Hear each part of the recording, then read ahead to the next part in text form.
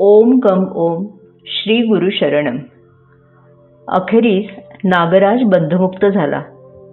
माणगावात वास्तव्य असताना अगदी तरुण वयात कुटुंब पोषणाची जबाबदारी वासुदेव शास्त्रींवर आली.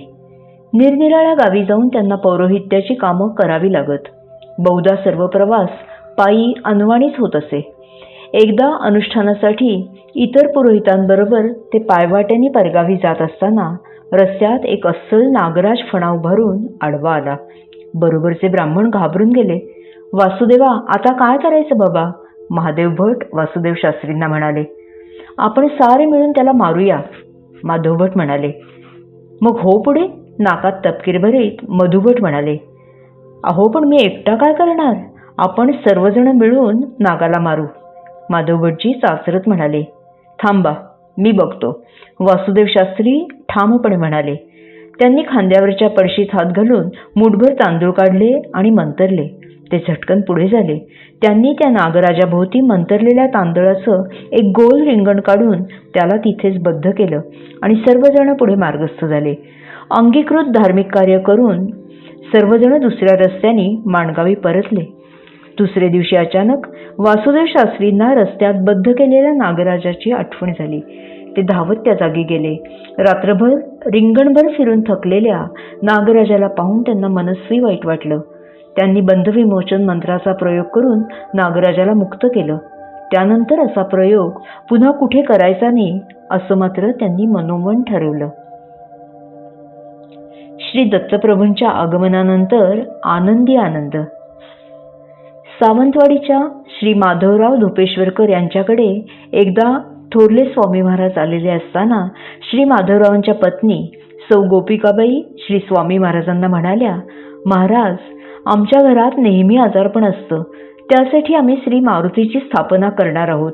श्री मारुतीची मूर्तीही आम्ही आणून ठेवली आहे.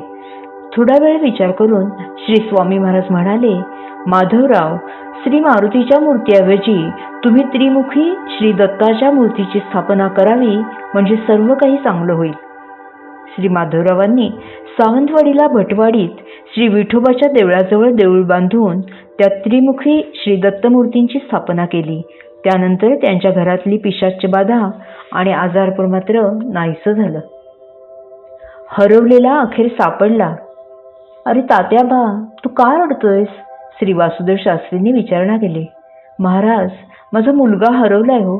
खूप शोध केला पण तो नाही सापडला. तुम्ही कृपा केल्याशिवाय लेकरू भेटेल असं मला वाटत नाही, म्हणून माणगावला आलो. अरे, आपण दत्त महाराजांना प्रार्थना करूया. जरूर, चला प्रार्थना करूया. तात्याबा त्यांच्याबरोबर असलेले दोघे तिघे जण प्रार्थनेला उभे राहिले. श्री वासुदेव शास्त्रींनी दत्तप्रभूंची प्रार्थना केली आणि काही वेळ ते डोळे मिटून स्वस्थ बसले. नंतर म्हणाले, तुमचा मुलगा माणगावच्या पश्चिम दिशेला एका झाडाच्या ढोलीत सुखरूप आहे. शास्त्रीबुवांच्या सांगण्याप्रमाणे तात्याबाने शोध घेतल्यावर त्याचा मुलगा झाडाच्या ढोलीत सापडला. पांडुरंगांनी आपला प्रसाद परत नेला. डोळे भरून वासुदेव शास्त्रींनी पंढरपुरी श्री पांडुरंगाचं दर्शन घेतलं. ते मनस्वी सुखावले.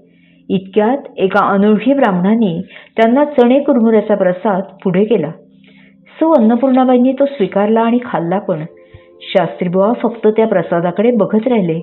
अन्नपूर्णाबाई त्यांना हळूच म्हणाल्या, हा पांडुरंगाचा प्रसाद आहे, आपण तो स्वीकारावा. खायचा नसेल तर नका खाऊ, पण हातात तर घ्यावा. शास्त्रीबुवा किंचित हसले आणि तो प्रसाद हातात घेऊन त्यांनी आपल्या जवळील फडक्यात बांधून ठेवला.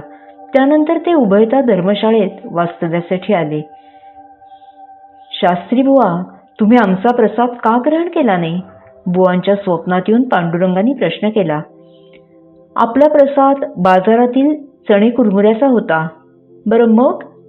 असले बाजारी पदार्थ ब्राह्मणाने खाऊ नयेत हे शास्त्र आपणच निर्माण केलंय. शास्त्र पालन करणं हे आमचं कर्तव्य आणि ब्रीद आहे. म्हणून आपला प्रसाद आम्ही घेतला नाही. रागावून क्षमा करावी. शास्त्रीबुवा स्पष्टपणे म्हणाले, बरं बरं. हसून पांडुरंग म्हणाले. जाग आल्यावर शास्त्रीबुवांनी आपल्या जवळचं फडकं पाहिलं तर त्यातला पांडुरंगाचा प्रसाद नाहीसा झालेला होता. हसून शास्त्रीबुवांनी नमस्कारासाठी हात जोडले. देवा, मी देहत्याग करणार नाही. श्री वासुदेव शास्त्रीबुवांच्या पत्नी सौ अन्नपूर्णाबाई ब्रह्मलीन झाल्यानंतर त्यांच्या सुतकात 6व्या दिवशी एक विधवाबाई लाल वस्त्र नेसून शास्त्रीबुवांच्या स्वप्नात आली आणि तिने त्यांचा गुडघा पकडला. हे काय म्हणून रागाने शास्त्रीबुवांनी तिला विचारलं. मी तुम्हाला घेऊन जाणार आहे, ती हसत म्हणाली. हे मृत्यूजवळ आल्याचं दर्शवणारं सूचक स्वप्न होतं. संन्यास न घेताच आपल्याला मरण येणार म्हणून शास्त्रीबुवांना खूप वाईट वाटलं. ते देवांना म्हणाले, देवा, आम्ही आजवर शास्त्र आज्ञेनुसार कटाक्षाने आचरण करीत आलो आहोत. आपणच आपले रक्षणकर्ते आहात. संन्यास ग्रहण करण्याची आम्हाला संधी न देताच आम्हाला सूतकात देहत्याग करायला लावता. आपण स्वतःला भक्तवत्सल म्हणवता ना, हे आपल्या ब्रीदाला शोभते का? माफ करा, पण मी संन्यास घेतल्याशिवाय देह सोडणार नाही, हे खरं. हे एकदाच मी आपणास निक्षून सांगतो. अखेरीस देवांना आपल्या लाडक्या शिष्याचं ऐकावंच लागलं.